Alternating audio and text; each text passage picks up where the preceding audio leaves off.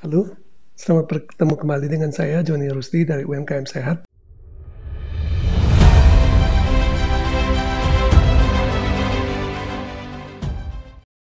Hari ini saya akan menjelaskan secara singkat tentang apa itu UMKM.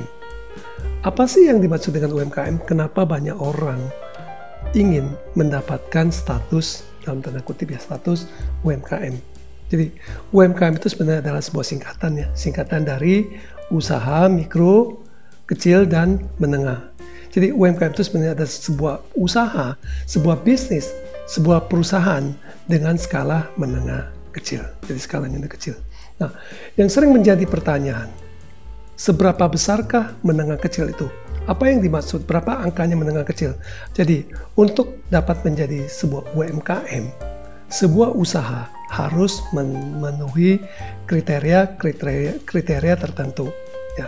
Jadi pemerintah dalam undang-undang terbaru PP 7 tahun 2021 menetapkan apa yang dimaksud dengan UMKM. Ya, jadi UMKM sendiri itu terdiri dari 3 bagian ya. 1 usaha mikro, 2 usaha kecil, 3 usaha menengah.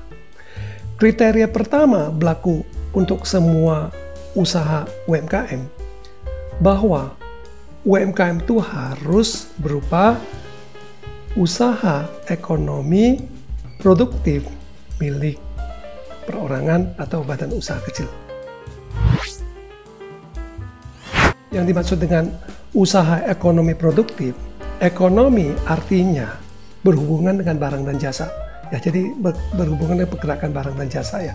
Apakah dalam hal produksi atau dalam hal perdagangan atau dalam hal supporting ya.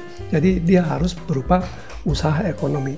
Nah, kalau Anda invest trading, invest falas itu bukan usaha produktif, bukan usaha ekonomi.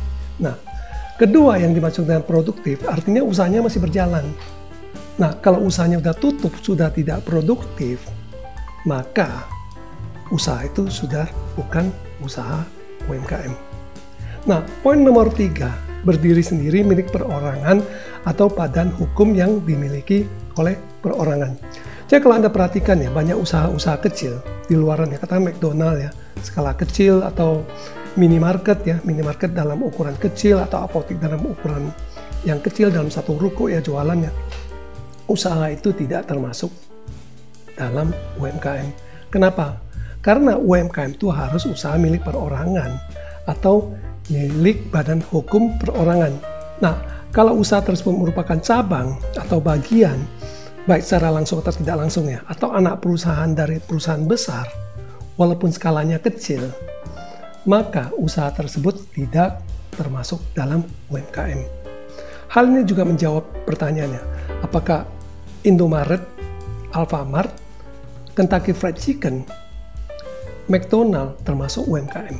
Ya, jadi kalau mereka, walaupun skalanya kecil, usahanya kecil, tapi kalau mereka milik perusahaan besar, anak cabang ya dari perusahaan besar, maka usaha tersebut bukan termasuk UMKM. Oke.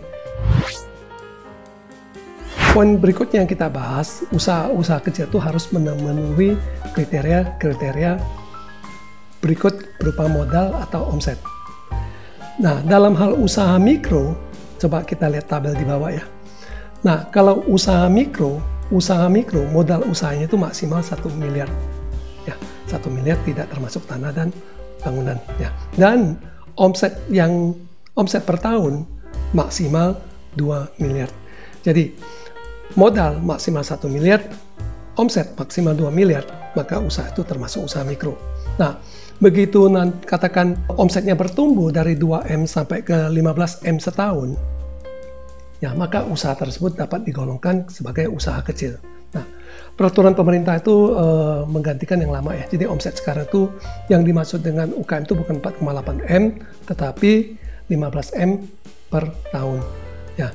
Nah, usaha yang dapat digolongkan sebagai usaha kecil adalah usaha dengan modal usaha antara 1M sampai 5M, tidak termasuk tanah dan bangunan, modalnya ya. Poin ketiga, sebuah usaha dapat digolongkan sebagai usaha menengah kalau modal yang di-store itu antara 5M sampai 10M. Ya. Dan omsetnya itu antara 15M sampai 50M. Ya, jadi 15M sampai 50M itu termasuk golongan usaha menengah. Lalu bagaimana kalau omsetnya itu di atas 50M atau modal usahanya di atas 10M, usaha tersebut sudah digolongkan sebagai usaha besar. Dengan memahami definisi ini, Anda mungkin lebih gampang ya untuk menentukan apakah usaha Anda itu termasuk UMKM atau bukan. Terima kasih ya sudah menonton channel saya. Ya, saya Joni Rusdi dari UMKM Sehat. Sampai bertemu kembali di artikel berikutnya. Ya.